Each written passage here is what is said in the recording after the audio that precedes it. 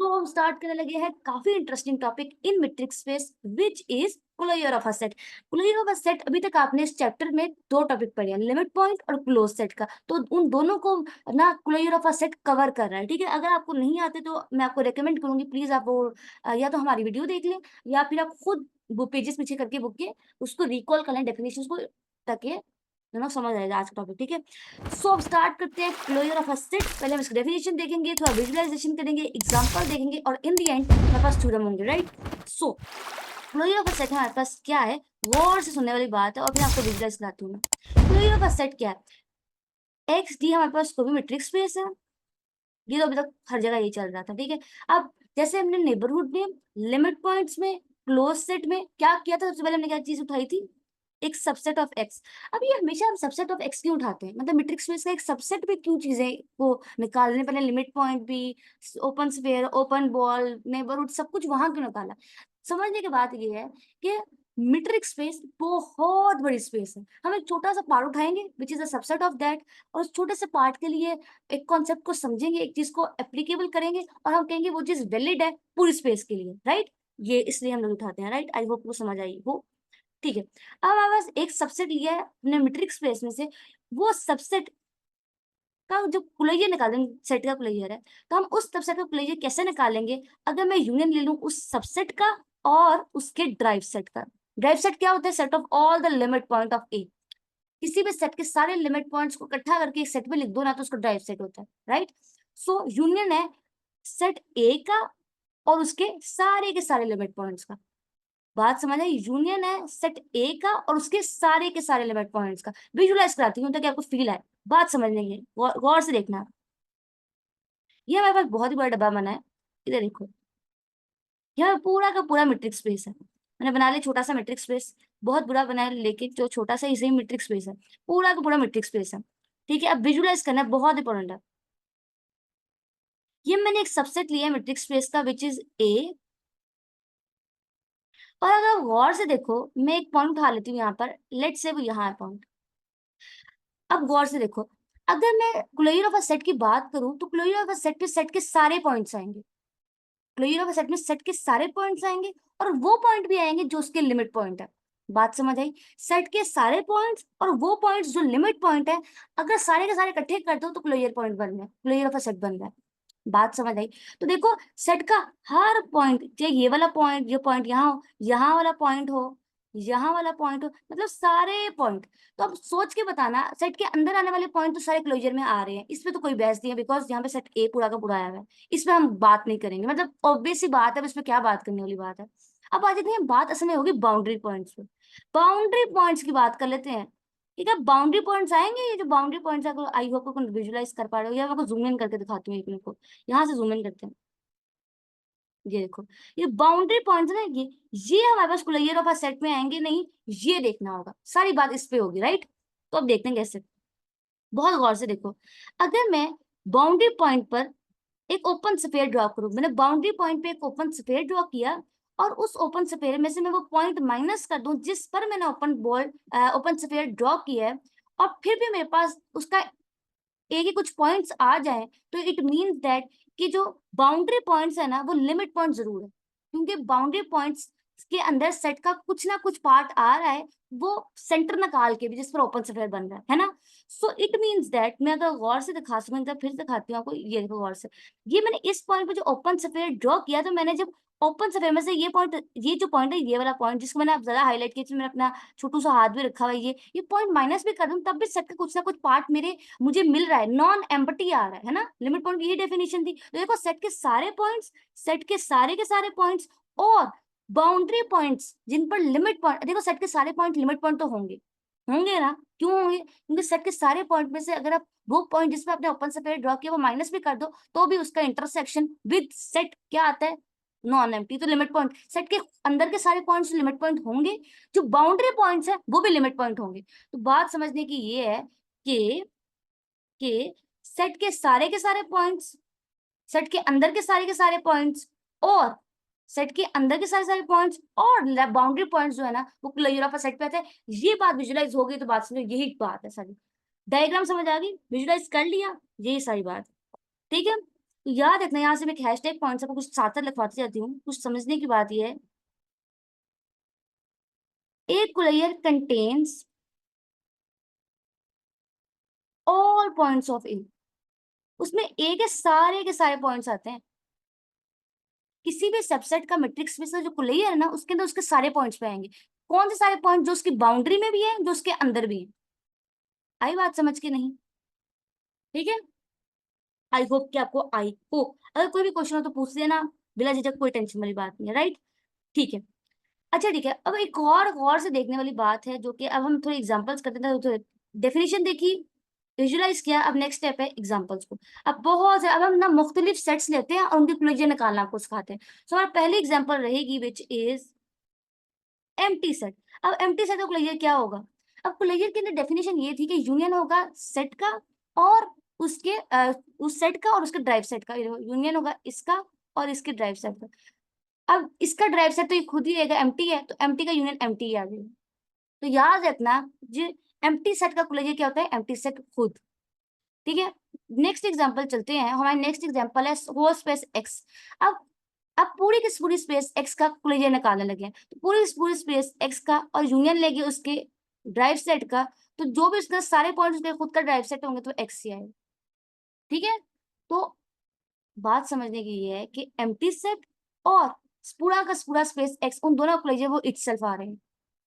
हर case में नहीं ऐसा होगा। अभी मैं निकाल के दिखाती हूँ, इंटरेस्टिंग बात देखते हैं। सबसे इंटरेस्टिंग एग्जांपल है वो सेट ऑफ रैशनल नंबर है। सेट ऑफ रैशनल नंबर्स का जरा क्लोजर निकालते हैं।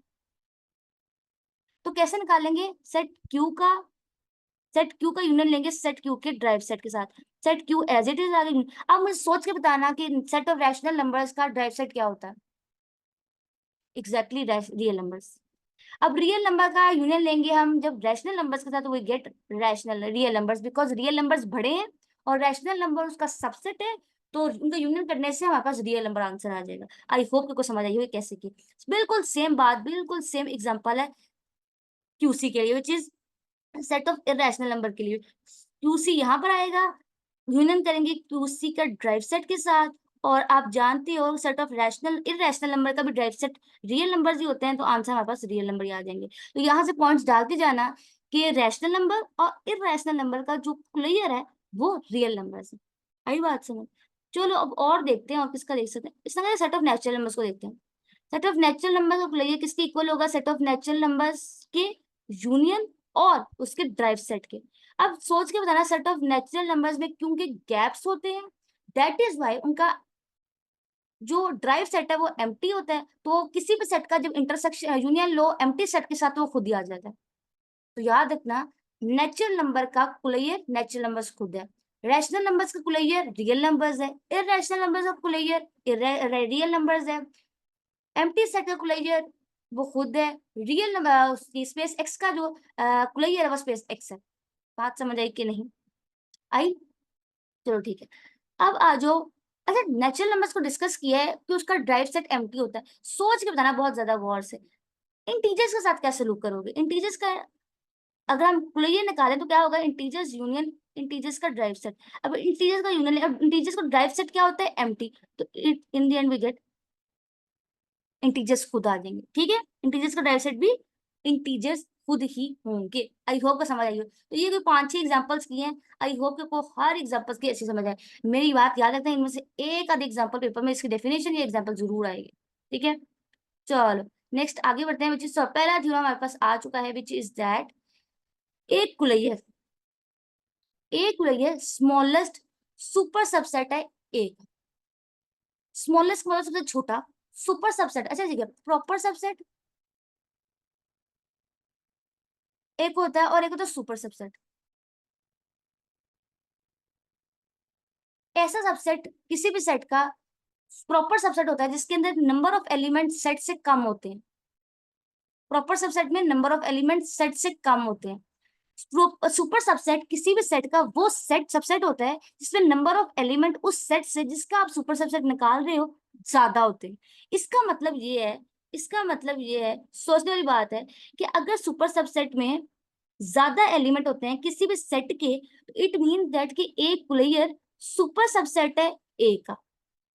बात समझ आई कि नहीं? इसका मतलब है कि अगर मैं कहूँ ए सबसेट है बी का, तो इट मीन्स दैट, गौर से सुनने वाली बात है, अगर ए सबसेट है बी का मतलब ए प्रॉपर सबसेट है बी का, इट मीन्स दैट कि जो ए के अंदर आने वाले नंबर ऑफ एलिमेंट्स है ना वो कम है बी के एलिमेंट्स से। इसका मतलब है इन अदर वर्ड्स के नंबर ऑफ एलिमेंट्स ना बी में वो ज्यादा है, ए में कम है। बात समझ आई? क्योंकि नंबर ऑफ एलिमेंट्स ए में बी में ज्यादा है और ए में कम है, तो बी क्या है? Super subset. ए क्या है? Proper subset. ए में कम है तो वो प्रॉपर है, बी में ज्यादा है तो सुपर सबसेट है। तो इसका मतलब है कि ए कुलैयर सुपर सबसेट है, ए कुलैयर सुपर सबसेट है ए का। बात समझ आई? ये इस तरीके से निकला जाए, लिखा जाए, राइट। अच्छा, जो सुपर सबसेट होता है ना, सुपर सबसेट, वो कंटेनिंग का मतलब होता है, उसके साथ कंटेनिंग का वर्ड आता है, कंटेनिंग ए, मतलब वो ए को अपने अंदर, देखो ए को अपने अंदर कंटेन कर रहा है। देखो ना, ए को अपने अंदर, बी के अंदर ज्यादा एलिमेंट थे, ए के अंदर कम एलिमेंट थे, तो बी ने ए को अपने अंदर रखा हुआ, राइट।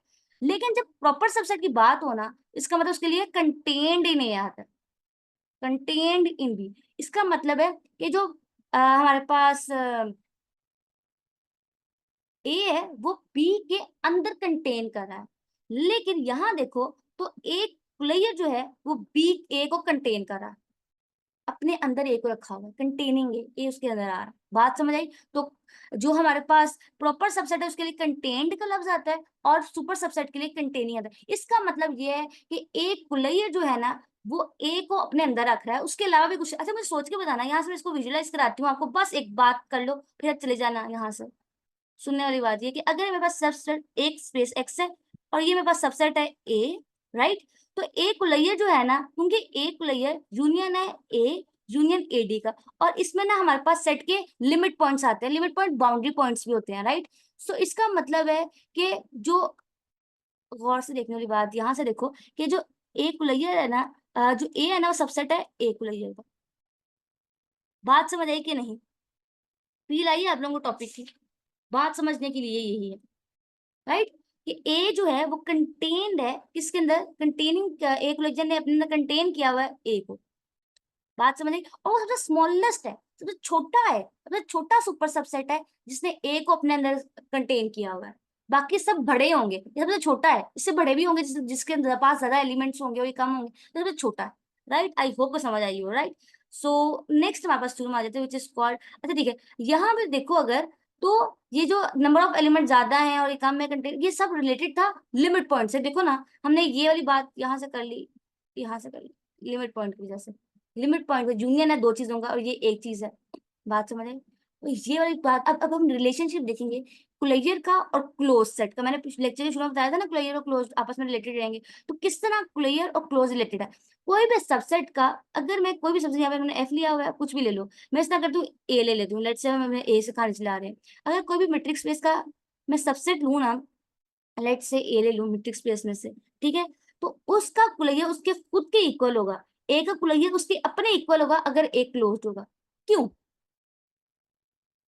क्योंकि क्लोज सेट की डेफिनेशन अगर कोई याद हो, तो क्लोज सेट, कोई भी सेट क्लोज कब होता था? जब उसके सारे के सारे लिमिट पॉइंट उसके अंदर आते थे। आई बात समझ? क्यों ए का कुलैया ए के इक्वल होगा? हमें ए कुलैया किसका इक्वल था यार? ए के यूनियन के एडी के साथ ना। अब ए कुलैया के अंदर, अब क्लोज सेट के केस में ए कुलैया जो है ना, एडी जो है वो ए के इक्वल ही होता है। अब ए का यूनियन जब करोगे आप ए के साथ, ए का यूनियन ए के साथ करोगे, तो इन द एंड यू गेट ए। बात समझ आई? तो क्यों ये ए कुलैया ए के इक्वल है? तो क्लोज सेट में क्या होता था कि उस सेट के अंदर उसके सारे के सारे लिमिट पॉइंट आते थे, तो ए का यूनियन करोगे ए के साथ तो आपको ए ही मिलेगा, तो इसलिए ए कुलैया ए के इक्वल आ जाता है। बात समझ आई कि नहीं? और ये इफ एंड ओनली वाली कंडीशन है कि अगर ए एक कुलैया के इक्वल है तो इसका मतलब है वो सबसेट क्लोज्ड होगा, जो मैट्रिक्स स्पेस का। बोथ साइड में जेड को प्रूव करोगे, ठीक है?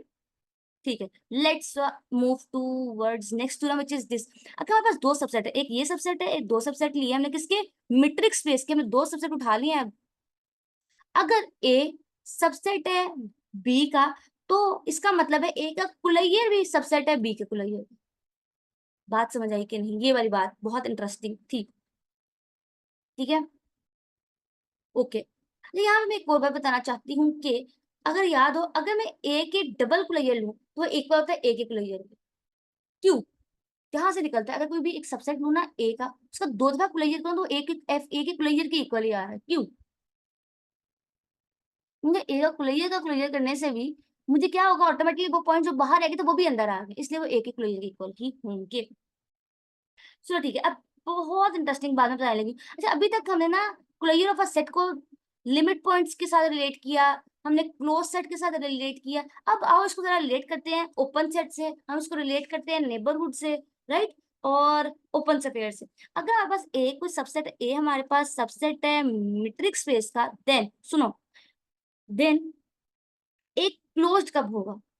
ए, जो ए का बार है, सुनते जाओ यहाँ से गौर से सुनते हैं, ऊपर ही लिखते हैं। अगर ए सबसेट है हमारे पास मीट्रिक स्पेस का, तो ए का कुलैया जो है ना वो इक्वल होगा, ए कुलैया के अंदर वो सारे पॉइंट्स आएंगे जिसको open sphere centred at X intersect X, जो ए के कुलैया जो है ना उसके अंदर आने वाले सारे ओपन स्फीयर वो इंटरसेक्ट करेंगे ए को। ए कुलैया के अंदर हर पॉइंट पर जो ओपन स्फीयर बनेगा ना, ओपन स्फीयर, वो इंटरसेक्ट करेगा ए को, इंटरसेक्ट्स ए। क्यों? बहुत सिंपल है, ये देखो अभी तो दिखाया था, एक सेकंड, बहुत गौर से देखने वाली, ये देखो। अब मैंने कहा ये मेरा एक लेयर है, ये इसके अंदर आने वाले पॉइंट्स और इसके बाउंड्री में सारे पॉइंट्स मेरे पास एक लेयर, राइट। तो अब मैंने क्या कहा कि एक लेयर जो है वो इक्वल है उसके ए के अंदर आने वाले हर पॉइंट पे बनने वाले ओपन स्फीयर की। अब ए के अंदर बनने वाला हर पॉइंट के अंदर बनने वाला जो ओपन स्फीयर है ना वो इंटरसेक्ट करता है ए को, क्योंकि उसके अंदर ही आ रहा है। सिमिलरली पहली बात ये है। दूसरी बात ये है कि अब हम जानते हैं, मैंने लास्ट वीडियो में बताया था कि हर ओपन स्फीयर ओपन सेट होता है। अगर मुझे ए के हर पॉइंट पर ओपन स्फीयर मिल रहा है, ओपन स्फीयर मिल रहा है जो ए को इंटरसेक्ट कर रहा है, तो मुझे ओपन सेट भी मिलेगा। और अगर मुझे ओपन सेट मिल गया तो तीसरी बात क्या है कि ए कुलैया के अंदर आने वाला हर पॉइंट, अंदर आने वाला हर पॉइंट नेबरहुड ऑफ ए भी है। बात समझ आई? ए उसका क्या होगा? नेबरहुड। तो ओपन स्फीयर भी है, ओपन उसका अंदर आने वाला हर पॉइंट जो है ना, सेट के अंदर आने वाला हर पॉइंट वो इंटरसेक्ट करता है ए के पॉइंट, ए को। वो ओपन सेट है ए का, वो नेबरहुड ए उस पॉइंट का है। तो that is all, I hope आपको समझ आई हो। बहुत इंपॉर्टेंट टॉपिक था, बहुत इंटरेस्टिंग टॉपिक था। अगर आपको कोई क्वेश्चन आप पूछ सकते हो। हमें दुआ में याद रखना, आपसे मुलाकात होगी।